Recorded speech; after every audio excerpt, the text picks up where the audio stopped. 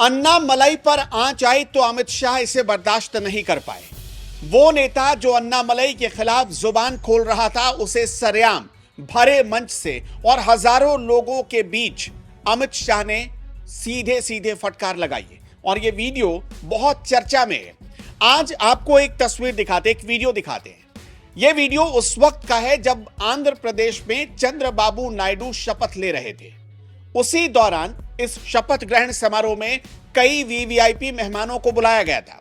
अमित शाह मुख्य मंच पर बैठे थे, उनके ठीक बगल में बैठे हुए थे पूर्व उपराष्ट्रपति वेंकैया नायडू।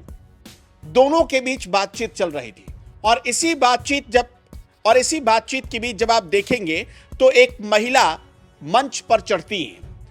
उन महिला के बारे में शायद आपको पता ना हो, यह महिला कौन है, क्या आप जानते हैं? और इन्हीं महिला को अमित शाह ने फटकार लगाई है, लेकिन क्यों लगाई? बहुत ध्यान से सुनिएगा। इस वक्त जैसे ही चुनाव के नतीजे आए, अलग अलग स्टेट में बीजेपी के भीतर भी गुटबाजी होती है, बीजेपी के भीतर भी खेमेबाजी होती है। लोगों को यह पता चलने लगा है। पहले उत्तर प्रदेश देखा, फिर राजस्थान देखा, फिर हरियाणा में ये बातें खुलकर सामने आने लगी, धीरे धीरे बिहार में ये बातें शुरू हो गई और अब सीधा ये जो इसकी जो आग है वो दक्षिण भारत में पहुंच चुकी है, यानी कि तमिलनाडु तक पहुंच चुकी है। आंध्र प्रदेश में शपथ ग्रहण समारोह चल रहा था। चंद्रबाबू नायडू चूंकि एनडीए में शामिल है, इसलिए एनडीए के नेताओं को वहां पर आमंत्रित किया गया था। तभी उसी मंच पर वीवीआईपी मेहमान के तौर पर तमिलिसाई सौंदरराजन को भी बुलाया गया था, जो चेन्नई दक्षिण से अब की बार बीजेपी की टिकट पर चुनाव लड़ चुकी हैं, हार गई चुनाव।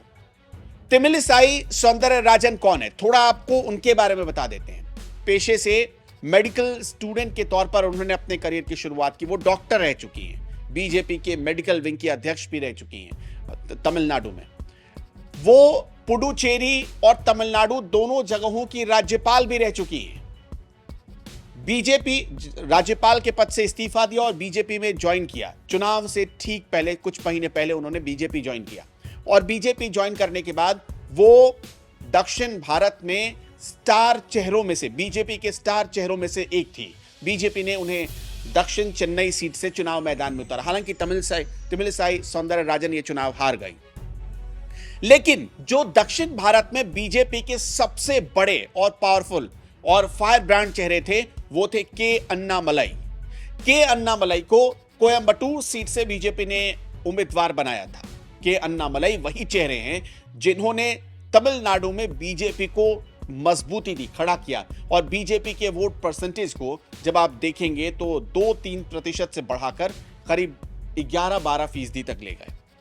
वही है के अन्नामलाई। भले ही वो वोटिंग परसेंटेज में जो इजाफा हुआ वो सीटों में कन्वर्ट नहीं हो पाया, लेकिन अन्नामलाई ने संगठन में लोगों को जोड़ा, संगठन को मजबूती दी, खड़ा किया और जो तमिलनाडु से बीजेपी खत्म सी मानी जा रही थी, क्योंकि अब तक यही देखा गया कि तमिलनाडु में एआईएडीएमके के साथ, यानी जयललिता जब तक थी तब तक एआईएडीएमके के साथ बीजेपी का गठबंधन रहा। जयललिता के जाने के बाद भी कुछ सालों तक रहा, उसके बाद टूट गया। पहली बार ऐसा हो रहा है कि तमिलनाडु में ऐसा हुआ कि तमिलनाडु में बीजेपी ने अपने दम पर करीब 23 लोकसभा सीटों पर सीधे अपनी दावेदारी पेश की, मतलब कि अपने दम पर चुनाव लड़ने उतरी।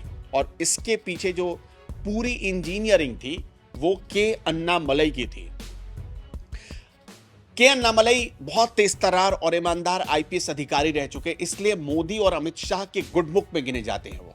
और उनकी जो पर्सनालिटी है या उनका जो कामकाज करने का तरीका है, वो कई लोग योगी आदित्यनाथ से जोड़कर देखते हैं, इसलिए उन्हें दक्षिण भारत का योगी आदित्यनाथ कहा जाने लगा है। लेकिन तमिलिसाई सौंदरराजन और के अन्नामलाई चूंकि एक ही स्टेट यानी तमिलनाडु से ही दोनों बीजेपी के स्टार चेहरे थे। चुनाव के बाद जब नतीजा आए, तमिलनाडु में बीजेपी को सीट नहीं मिली, उसके बाद अन्नामलाई और सौंदरराजन का झगड़ा खुलकर सतह पर आ गया। इससे पहले आपको बता दें कि इस झगड़े से पहले की बुनियाद कहां से शुरू हुई। दरअसल नतीजे आए तो एआईएडीएमके के नेता हैं जिनका नाम है वेलुमणि। वेलुमणि ने अपने एक इंटरव्यू में कहा कि बीजेपी ने बहुत बड़ी गलती कर दी।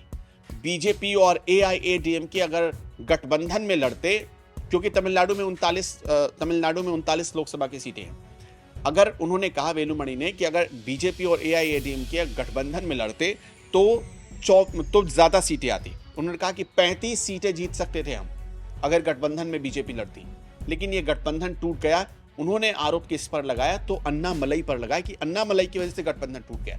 बाद में एक इंटरव्यू तमिलिसाई सौंदरराजन दे रही थी, उन्होंने भी ठीक यही बात दोहराई कि अन्नामलई की वजह से, कुछ लोगों की वजह से, हालांकि उनका इशारा था कि एआईएडीएमके और बीजेपी का गठबंधन नहीं हो पाया, जिसके बाद सीधा संकेत था कि वो के अन्नामलई पर प्रहार कर रही हैं, क्योंकि के अन्नामलई के कई फैसलों पर वो पहले भी ऐतराज जता चुकी थी और जब गठबंधन टूटा था तब भी सबसे ज्यादा वो नाराज थी, उनको सबसे ज्यादा आपत्ति थी। तो अमित शाह तक ये रिपोर्ट पहुंची और अमित शाह ने इसी वजह से, चूंकि कोई और बहाना मिलता, कभी और मुलाकात होती, तब शायद अमित शाह कहते, लेकिन इस बड़े बड़े मंच पर सरेआम सबके सामने अमित शाह ने तमिलिसाई सौंदरराजन को रोका। वो जा रही थी, उन्होंने अमित शाह को नमस्ते किया, इसी बीच वो गुजर रही थी तो अमित शाह ने उन्हें बुलाया और बहुत, आप देखिए इस तस्वीर को, अमित शाह ने इशारों में कहा कि ऐसा मत करना। ఇచ్చినటువంటి పిలుపులు మీకు తెలుసు కదా, నరేంద్ర మోదీ గారు ఎప్పుడు చెప్తారు, స్వచ్ఛ భారత్,